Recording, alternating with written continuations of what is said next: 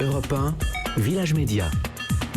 Philippe Vandel. En compagnie de Jean-Luc Lemoyne qui a lu Philippe Roth et François Bunel qui a tout lu de Philippe Roth et l'événement. Vous diffusez ce soir la dernière interview du grand écrivain, du plus célèbre écrivain américain qui vient de mourir. C'était en 2014 cette dernière interview. Quelle est l'histoire de cet entretien, voire de ces entretiens, car ce n'était pas le premier? Alors c'est extrêmement simple. En 2012, Philippe Roth nous dit plus exactement aux Inrocks, bon, j'arrête d'écrire.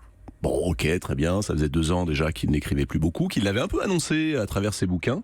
Il avait commencé, Philippe Roth, à 26 ans, c'était l'homme le plus drôle du monde. Lisez Portnoy, le complexe de Portnoy, qui est très très drôle, c'est l'histoire d'un masturbateur frénétique qui se marie et qui se dit mais en réalité c'est beaucoup mieux quand on est tout seul à se tirer sur la nouille plutôt que de devoir subir l'enfer conjugal. C'est drôle comme tout, ça n'a pas bougé, ça n'a pas vieilli. Et puis ensuite il a écrit des livres beaucoup plus politique, et à la fin de sa vie, à 80 ans, il écrivait des livres qui étaient des requiem, des offices de ténèbres sur la maladie et la mort. Et puis un jour, il a dit, en fait, je peux pas faire mieux. Donc, comme je peux pas faire mieux, je vais arrêter, je raccroche les gants et je vais vivre.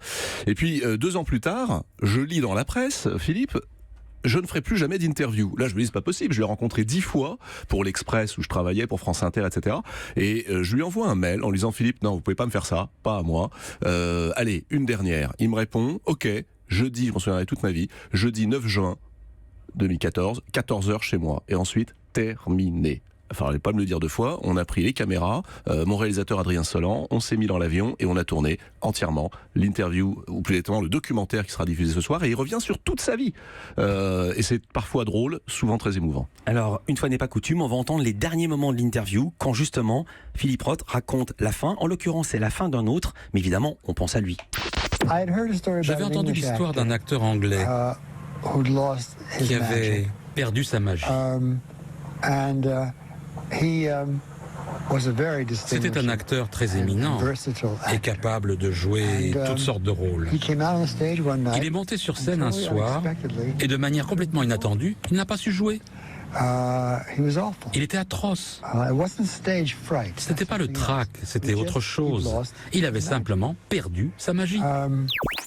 Est-ce que Philippe Roth, vous qui avez tout lu, avait perdu sa magie? Non, bien sûr que non. Mais en revanche, il le redoutait. C'est ça qui est génial. Plus vous redoutez les choses, plus en réalité vous êtes bon parce que vous avez des fêlures. Je crois pas du tout au Superman, au Superwoman. C'est très ennuyeux dans la vie. C'est très ennuyeux quand on les voit sur scène. Et vous savez bien, Jean-Luc et vous aussi Philippe, que à l'œil, la caméra prend tout. Donc si vous vous prenez pour Superman, vous tombez. Lui, il était l'homme des doutes et des failles. Il pensait qu'il avait perdu sa magie. Il continuait d'écrire. C'était de mieux en mieux. C'était absolument incroyable. Simplement, à un moment, je crois que c'est autre chose. Il s'est dit, ça c'est ma plus grande peur, j'ai écrit dessus un livre, maintenant terminé. Et puis surtout, je crois vraiment à cette idée-là, c'est-à-dire qu'une fois que vous avez tout dit et que vous vous dites mais comment je peux faire mieux, imaginez-vous à la radio, à un moment vous arriverez au point où vous direz mais je peux pas faire mieux que ce que j'ai fait. Après-demain. Et si j'arrêtais?